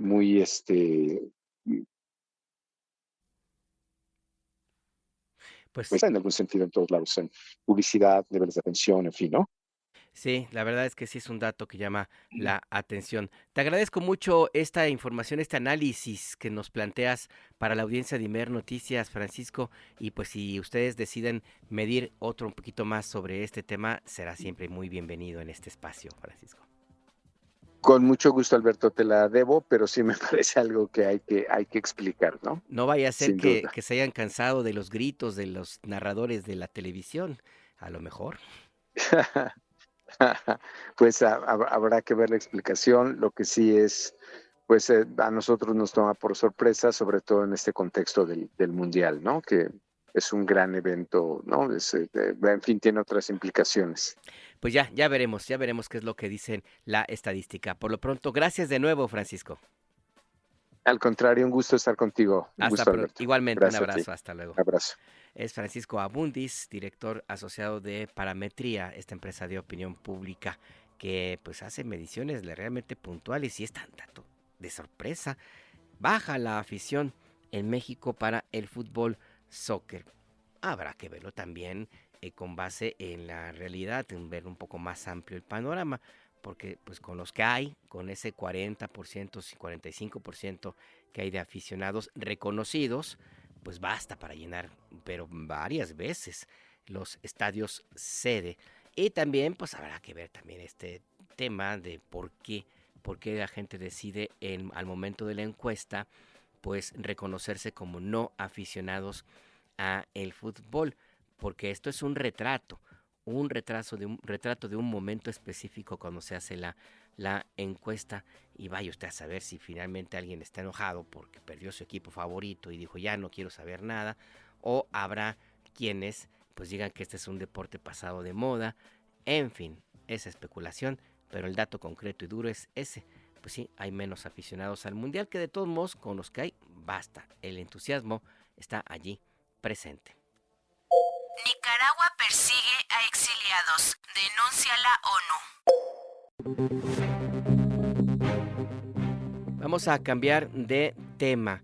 Hay un dato importante. Naciones Unidas ha mantenido un seguimiento muy puntual sobre la situación de los nicaragüenses y del gobierno de ese país, encabezado por Daniel Ortega y la copresidenta, que resulta ser su esposa, Rosario Murillo. Nicaragua tiene un régimen pues cada vez más cercano a lo que Daniel Ortega, Rosario Murillo y otros comandantes del Frente Sandinista de Liberación Nacional combatieron a principios de los 70 y que lograron el triunfo de la revolución en 1979 y que ahora, décadas después, se han convertido en la némesis, se han convertido en lo que combatieron también, en un gobierno muy cercano al autoritarismo. Nicaragua es el elefante en la sala de América Latina. La ONU determina el régimen de Ortega y Murillo ha establecido una red de represión a los exiliados que fueron expulsados por el gobierno de ese país, Nicaragua. Jessica Leal nos cuenta. El grupo de expertos en derechos humanos sobre Nicaragua, establecido por el Consejo de Derechos Humanos de la ONU, publicó este 10 de marzo un nuevo informe que revela detalles alarmantes sobre cómo el gobierno de Daniel Ortega y Rosario Murillo financia y ejecuta una represión sistemática que incluye una red de espionaje transnacional dirigida contra cientos de nicaragüenses exiliados. El informe revela un entramado transfronterizo de vigilancia e inteligencia que los monitorea, intimida y ataca. Esta estructura involucra al ejército, la policía, autoridades migratorias y misiones diplomáticas. Incluye hackeos, doxing, es decir, recopilación y publicación malintencionada de información privada o personal, campañas de difamación, abuso de alertas de Interpol, confiscación de bienes y hasta castigo a familiares que se han quedado en Nicaragua. Se documentan al menos una docena de asesinatos o intentos de asesinato contra críticos en el extranjero, entre ellos el del mayor retirado Roberto Samcam. asesinado en Costa Rica en junio de 2025. Además, 452 nicaragüenses han sido despojados arbitrariamente de su nacionalidad. Miles más están en condición apátrida de facto y se les niega el regreso al país. Jean-Michel Simon, presidente del grupo de expertos, expresó en conferencia desde Ginebra que la represión y la corrupción institucional se han convertido en el método de gobierno en Nicaragua. Documentamos por primera vez la conexión entre el desvío de fondos públicos, la estructura paralela de partidos, el encubrimiento de cuentas y las sistemáticas violaciones de derechos humanos. En una imagen más amplia, nuestro nuevo reporte muestra que la corrupción puede ser una herramienta de violencia estatal y no solo por codicia personal. El grupo califica estas violaciones como crímenes de lesa humanidad prima facie, es decir, basadas en la evidencia preliminar de actos atroces, y destaca la dimensión de género. Mujeres defensoras, periodistas, lideresas políticas y personas LGBTIQ+ enfrentan persecución especial, violencia de género y estigmatización. Los principales hallazgos del informe. Financiamiento corrupto de la represión. El régimen Ortega Murillo desvía fondos públicos de manera ilegal para sostener operaciones represivas. Se documentaron al menos 13 proyectos ficticios o inflados en el presupuesto estatal, canalizados a través de instituciones públicas y estructuras del Frente Sandinista de Liberación Nacional. Estos recursos financian vigilancia, hostigamiento, persecución y otras acciones contra opositores, tanto dentro como fuera del país. Red Transnacional de Vigilancia e Inteligencia. Nicaragua ha construido una arquitectura extensa y metódica de espionaje que opera más allá de sus fronteras. Esta red involucra a la Dirección de Inteligencia de Defensa del Ejército como núcleo coordinador, a la Policía Nacional, al Servicio Exterior, es decir, embajadas y consulados, y a agentes no estatales y simpatizantes del Frente Sandinista. El objetivo principal son exiliados críticos como excombatientes sandinistas, exmilitares, periodistas, figuras políticas, activistas y defensores de derechos humanos. Métodos de represión contra exiliados: vigilancia digital sostenida con intercepción de comunicaciones, hackeo de plataformas de mensajería e instalación de spyware. Además incluye hostigamiento, amenazas y descrédito, privación arbitraria de la nacionalidad, negación de renovación de pasaportes y documentos, prohibición de reingreso al país, confiscación de bienes y propiedades, persecución a familiares que permanecen en Nicaragua, que incluye detenciones, acoso y castigos económicos para presionar a los exiliados, y en casos extremos, agresiones físicas o asesinatos.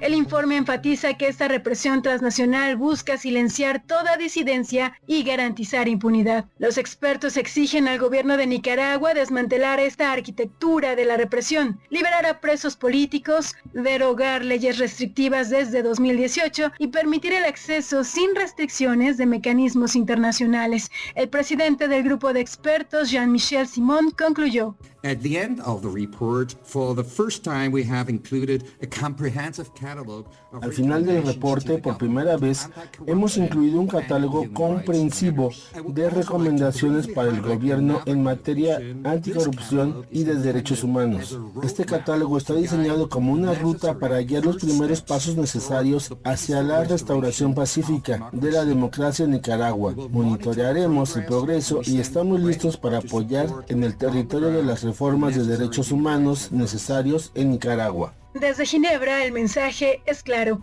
la rendición de cuentas es urgente. Nicaragua enfrenta hoy una de las crisis de derechos humanos más graves de la región. Para Imer Noticias, Jessica Leal.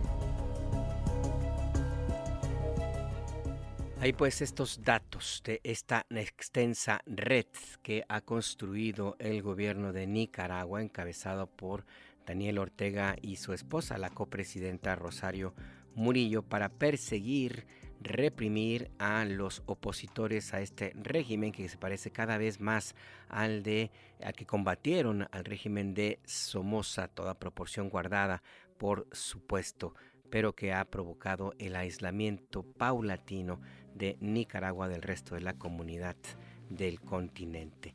A propósito de temas de latinoamericanos, la presidenta Claudia Sheinbaum confirmó esta mañana que México no fue invitado a la cumbre del fin de semana en Mar-a-Lago, Florida, encabezada por Donald Trump.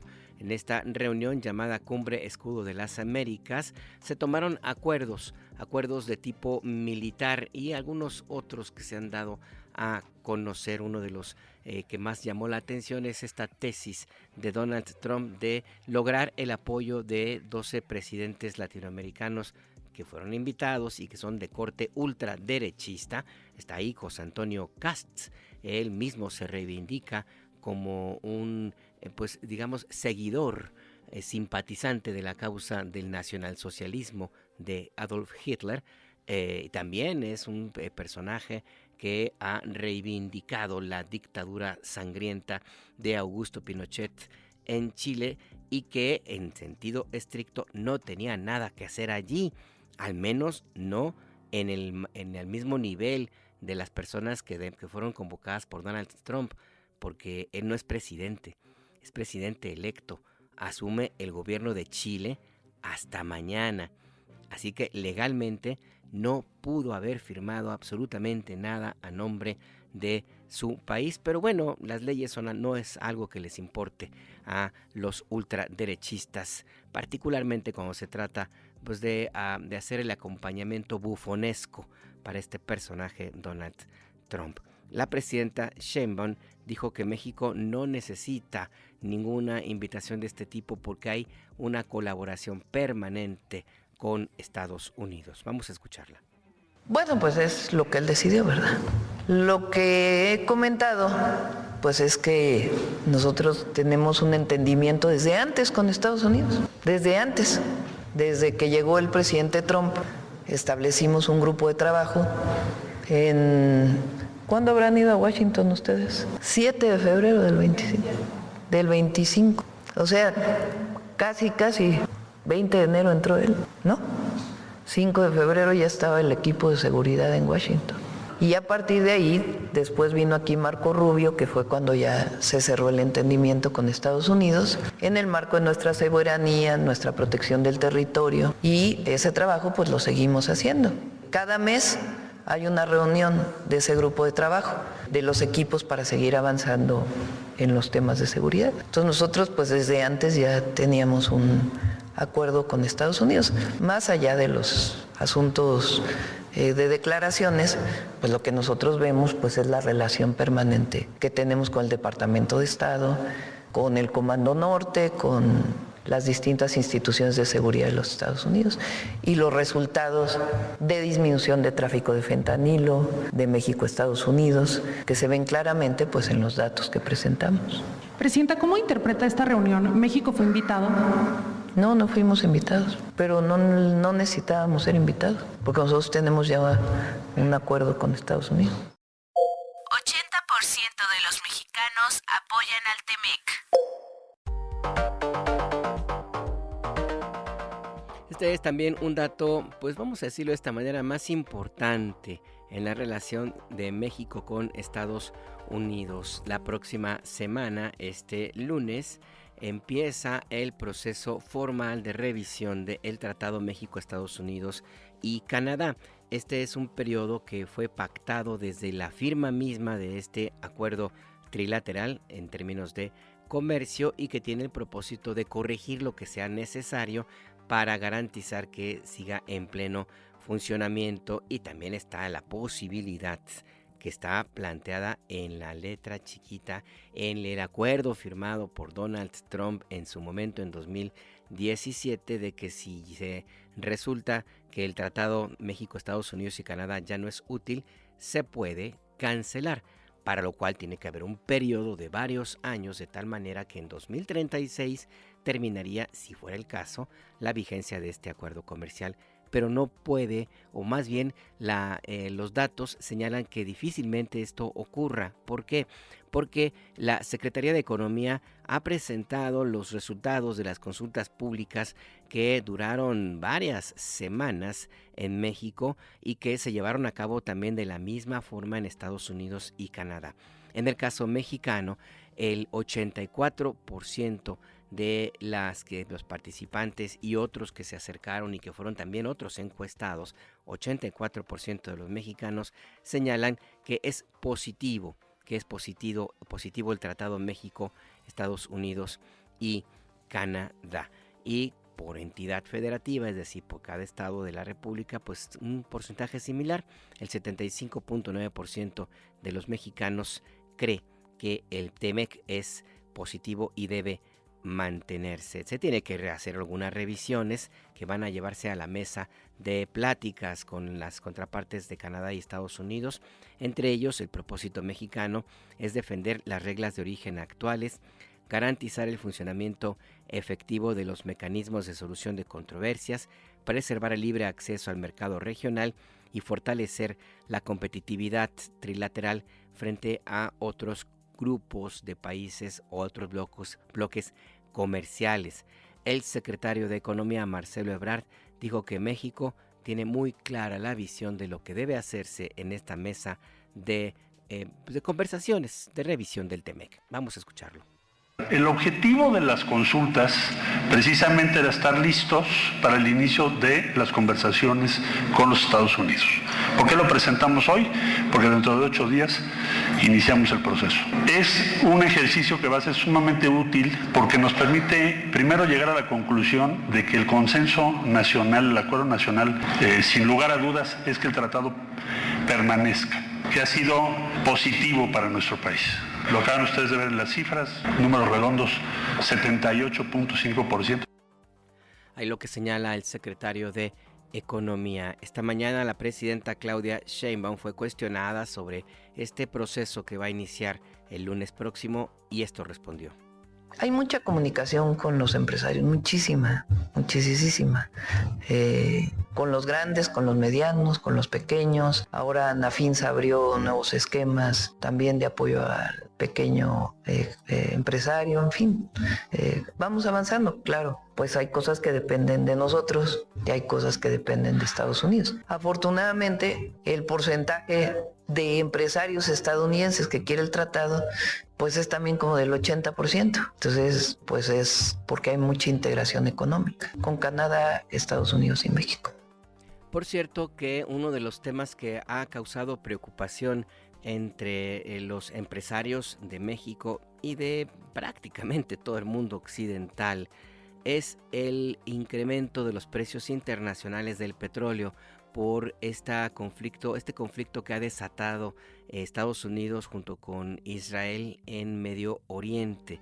El gobierno de Irán ha determinado, se informó hace aproximadamente una hora, que va a desplegar minas en el estrecho de Hormuz, que es el sitio por donde se comercia, sale al menos el 20% de todo el hidrocarburo, el petróleo y gas que se utiliza en el planeta entero. Va a poner minas para cerrar definitivamente este estrecho de Hormuz, lo cual puede desatar un nuevo incremento en los precios internacionales del petróleo, que ayer tuvieron una baja después de la declaración de Trump, que pues, muchos no se la tomaron en serio tras una conversación que tuvo con Vladimir Putin, presidente de Rusia. Dijo que la guerra, como le llama a este ataque contra Irán, está por terminar. La presidenta Sheinbaum habló sobre este punto en la mañanera del pueblo. Escuchemos. Bueno, ayer disminuyeron los precios. Hubo 2 temas que influyeron. Uno, el que se iban a utilizar las reservas estratégicas de distintos países, un anuncio en este sentido. Y el otro, que el presidente Trump dijo que piensa que esta escalada pues no va a durar mucho tiempo. Y eso hizo que bajara pues de manera importante ayer los precios comparado con lo que estaba el domingo, que llegaron a más de $110 el barril. Para que tengan una idea, pues prácticamente el doble de lo que estaba hace 2-3 meses. Lo que señala la presidenta de la República.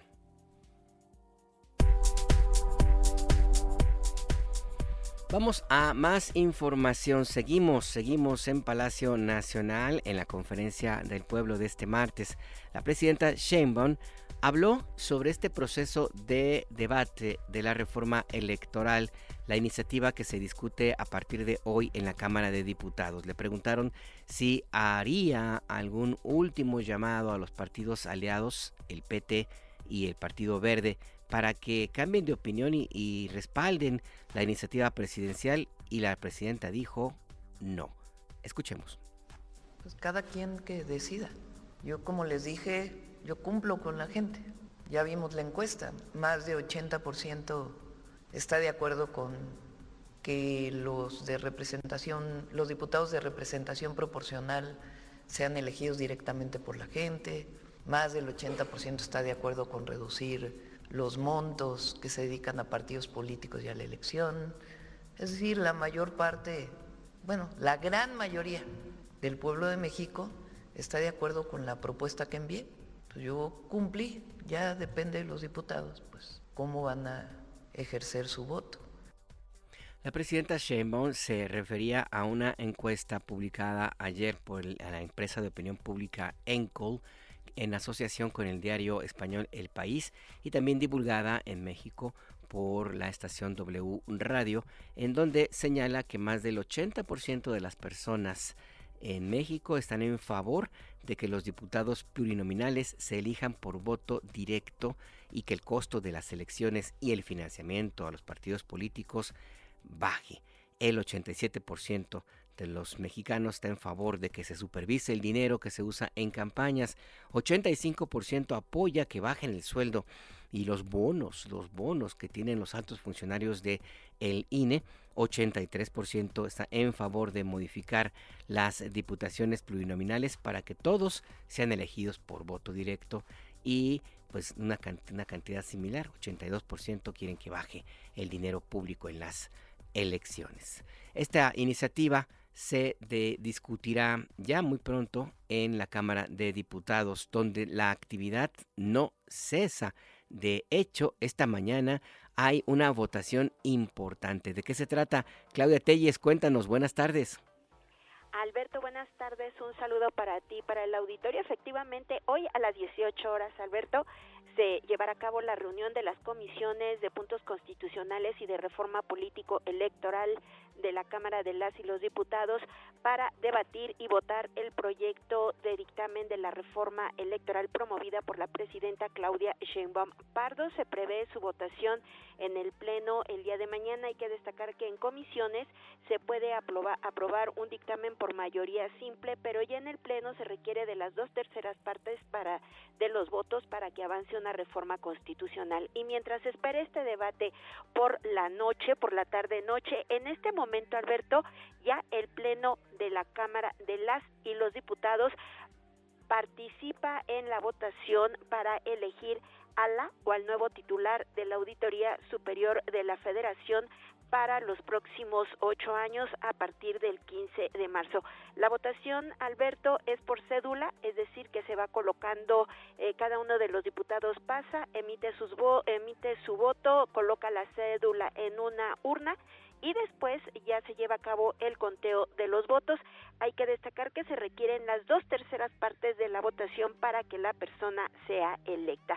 Esta mañana, por unanimidad, la Comisión de Vigilancia de la Auditoría Superior de la Federación aprobó la terna para elegir a la o al nuevo Auditor Superior de la Federación en sustitución de David Colmenares Páramo, que no alcanzó la reelección, se quedó en el camino. Están votando los diputados, Alberto, por Elizabeth Barba Villafán, Aureliano Hernández Palacios Cardel o Luis Miguel Martínez Ansúrez, que obtuvieron los mejores promedios y que forman parte de esta terna que se presentó ya al Pleno de San Lázaro. El presidente de la comisión, el PBMista Javier Herrera Borunda, destacó que la calidad de los perfiles permitió que el acuerdo se aprobara por unanimidad. Señaló ya en la tribuna que no fue un proceso al vapor. Las 3 propuestas tienen la capacidad, la experiencia y la honorabilidad para asumir un puesto de mayor relevancia, porque se trata de la fiscalización de los recursos aprobados para el gasto público. Destacó que entre otras características debió ser un especialista en fiscalización y tener una amplia experiencia en la revisión del gasto, así como garantizar imparcialidad en el ejercicio de sus funciones. Vamos a escuchar. Pero en la comisión siempre estuvimos serios y ciertos de que íbamos a sacar a los mejores evaluados, y es por eso que todos los partidos nos acompañaron. Nos acompañó Acción Nacional, MC, PT, PAN, PRI, Morena, Verde, todos en unanimidad logramos esta terna y nos sentimos con la satisfacción de que estamos presentando al Pleno a los mejores perfiles para desempeñar un puesto de tal envergadura que es sumamente relevante porque es quien vigila y cuida el dinero de los mexicanos. Dijo además que están felices en la comisión porque terminó un proceso objetivo, técnico y metodológico que llevó a un acuerdo de unanimidad, y se le preguntó si la elección en el Pleno de San Lázaro este mismo martes también será por unanimidad. Dijo que lo único que garantiza es que se presentaron buenos perfiles. Vamos a escuchar.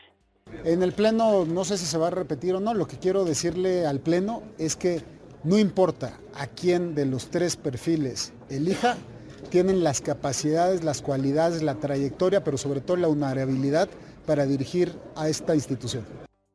Y previo a esta votación, la presidenta de la mesa directiva de San Lázaro, Kenia López, también destacó la importancia de este puesto de la persona que hoy va a resultar electa. Vamos a escuchar.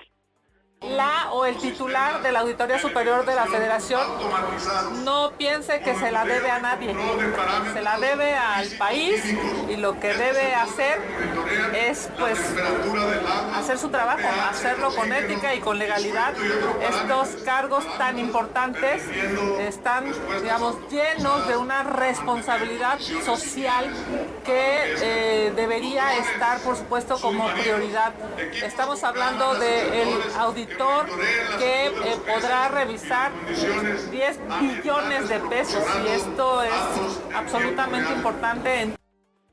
En caso de que no haya la votación calificada en una primera ronda en el Pleno, se elaborará una nueva terna en donde ya no participarían las personas que forman parte de la propuesta que en este momento se está votando. Así, Alberto, que estamos a unos momentos de conocer quién será, si es que se alcanza la votación necesaria, el nuevo o la nueva auditora superior de la Federación. El reporte, Claudia. Entonces, hoy mismo podría definirse y asumir el cargo la o el nuevo auditor. El cargo iniciaría el 15 de marzo porque ese día cumple su periodo de 8 años para el cual fue electo David Colmenares Páramo. Perfecto, pues estaremos pendientes de lo que suceda en la Cámara de Diputados. Gracias, Claudia Telles. Hasta luego. Hasta luego, que tengas una buena tarde. Este cargo es importante. La Auditoría Superior de la Federación se encarga de la revisión del ejercicio del presupuesto federal en todo el país, y de allí han surgido observaciones que permitieron atender con prontitud, o por lo menos señalar, y que se inicien las gestiones necesarias ante presuntos actos de corrupción. Pero pues seguimos en el Congreso de la Unión. La otra parte del poder legislativo es el Senado, donde las comisiones de puntos constitucionales y otras comisiones también unidas aprobaron por unanimidad el dictamen, la que contiene la iniciativa de reforma para poner límite a las llamadas pensiones doradas. ¿De qué se trata? Abia Vargas, cuéntanos. Buenas tardes. Buenas tardes, Alberto, un gusto saludarte a ti y a todo el auditorio. Pues hoy Comisiones Unidas de Puntos Constitucionales y Estudios Legislativos del Senado aprobaron por unanimidad la iniciativa de reforma que pone un límite a las llamadas pensiones doradas a funcionarios, al establecer pues un tope máximo de 70,000 pesos mensuales. La iniciativa de reforma enviada por la presidenta Claudia Sheinbaum pues establece que las pensiones y jubilaciones no podrán ser 50% mayor a la que recibe la o el titular de la presidencia de la República. Las y los senadores de todos los partidos políticos apoyaron la iniciativa que reforma el artículo 127 de la Constitución y se posicionaron a favor de limitar las pensiones millonarias que llegan a recibir exfuncionarios de Luz y Fuerza y Pemex, que van de los 300,000 a 1,000,000 de pesos al mes. Senadoras y senadores de las bancadas de Morena, del Partido Verde Ecologista de México y del Partido del Trabajo aseguraron que la reforma no quita derechos a los trabajadores, sino que ordena las finanzas del Estado. La senadora del Partido Verde, Juanita Guerra, respaldó la iniciativa y aseguró que tampoco se afecta a los sistemas de ahorro para el retiro ni sindicales. Escuchemos. Como ejemplo, tenemos que la Secretaría de Anticorrupción y Buen Gobierno dio a conocer que actualmente 9,457 personas reciben entre 100,000 a 1,000,000 de pesos. De ellos, 3,404 tienen una jubilación superior al sueldo neto que percibe la Presidenta de México.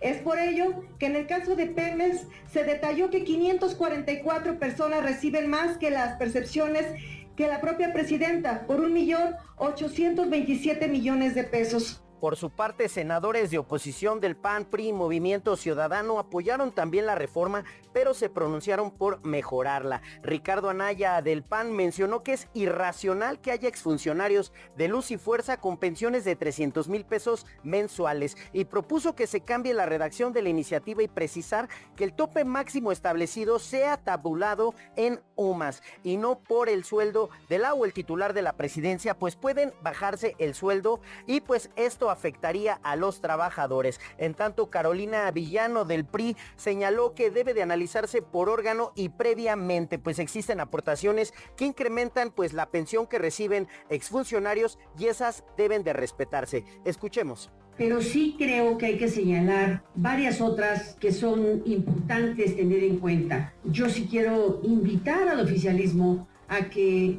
las iniciativas, las reformas que hagamos, tengan una visión de Estado, porque si tenemos una visión de Estado, nunca va a ser en perjuicio de alguien en particular, sino de quien sea que no cumpla la ley. En tanto, Alejandro González Yáñez del Partido del Trabajo apoyó la propuesta y precisó que la limitación a las pensiones son solo para instituciones específicas y no para todos los funcionarios. Escuchemos. Tengamos cuidado con el estudio de esta iniciativa. No habla de pensiones en general. Se refiere solamente a pensiones y jubilaciones de entidades públicas. Y por eso se especifica que es solo para Pemex, Banobras, Nafin, Comisión Federal de Electricidad y por supuesto Compañía de Luz y Fuerza del Centro. Y bueno, las y los senadores resaltaron también que el ahorro será de 5,000 millones de pesos al año, que prevé pues alcanzar la reforma, que además establece que los trabajadores no podrán tener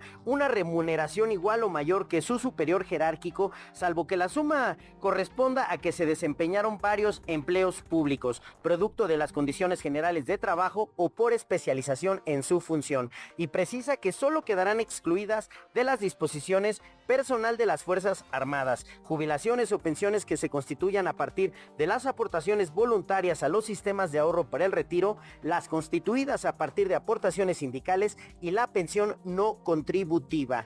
Mencionar pues que la iniciativa fue turnada al Pleno del Senado para su discusión y posible aprobación. Esa es la información, Alberto. La información, muchas gracias a nuestro compañero Abye Vargas. Ya casi nos vamos, pero antes déjeme comentarle que la secretaria de Cultura, Claudia Curiel de Icaza, informó que 4 bienes arqueológicos e históricos que forman parte del patrimonio cultural de México se van a subastar mañana en un encuentro de este tipo organizado por la Casa Millon en París, Francia. La secretaria de Cultura compartió en redes sociodigitales una carta donde advierte a la Casa Millon su rotunda desaprobación y rechazo a la subasta de estas piezas y le pidió detener la venta porque se trata de un legado invaluable de las culturas ancestrales y de la historia de México. Se han iniciado procedimientos jurídicos ante las autoridades pertinentes para pues tratar de evitar esta subasta o que haya la sanción correspondiente. No se sabe cómo llegaron estas piezas a los subastadores de la Casa Millon en París, Francia. Y por cierto, el presidente de Brasil, Luis Inácio Lula da Silva, canceló su asistencia a la toma de posesión del presidente electo de Chile, José Antonio Kast, que va a llevarse a cabo mañana. Él va a ser representado por el ministro de Exteriores de ese país, Mauro Vieira. No hay explicaciones, ni tampoco hacen falta explicaciones por parte de Brasil para cancelar la asistencia a esta vergonzosa ceremonia que se llevará a cabo el día de mañana. Y ya para finalizar, en Ciudad de México, pues hay una alerta. Por frío en la madrugada, sí, pero ahorita por altos índices de radiación ultravioleta, según la Secretaría de Gestión Integral de Riesgos y Protección Civil. El llamado es usar bloqueador, ropa de algodón con manga larga, gafas, gorras, no exponerse al sol por tiempo prolongado y mantenerse hidratado con agua, con agua. No vaya usted a creer, porque otras bebidas espirituosas no necesariamente lo hidratan de la mejor manera, pero si usted lo decide así, está bien. Qué bueno que usted lo pueda hacer. De esta manera, pues sí, le deseamos mucha suerte, le mandamos nuestra envidia de la buena y le decimos gracias por acompañarnos. Recuerde, a las 6 de la tarde, Gustavo Ramírez le informa con En Contraste, tu punto de referencia. Mañana a las 7 de la mañana en punto, Adriana Estela Flores en Entre Líneas, tu punto de referencia. Toda la información, las entrevistas, los reportajes, todo lo que es Imer Noticias lo encuentra en nuestras redes sociodigitales. También lo encuentra en nuestra página en internet noticias.imer.mx y en nuestro canal de YouTube que se llama Imer Noticias. Le deseamos que tenga usted una muy buena tarde.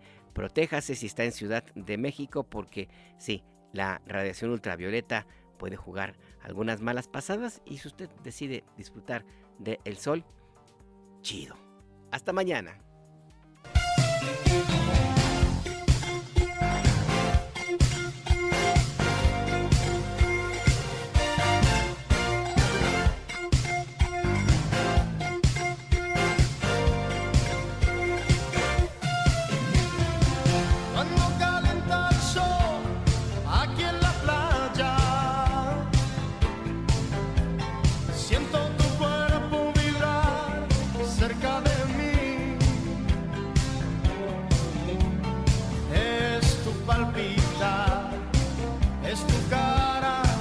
Es tu pelo, son tus besos, me estremezco, oh, oh.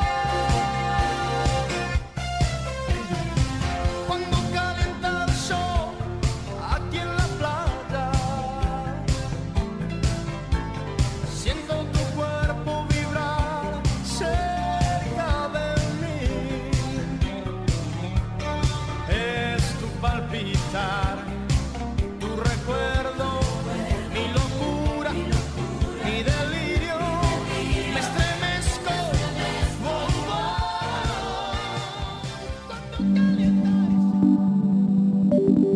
Imer Noticias presentó El Acento con Alberto Nájar, tu punto de referencia. Las opiniones aquí expresadas son responsabilidad de sus autores y no representan la posición editorial de Imer Noticias.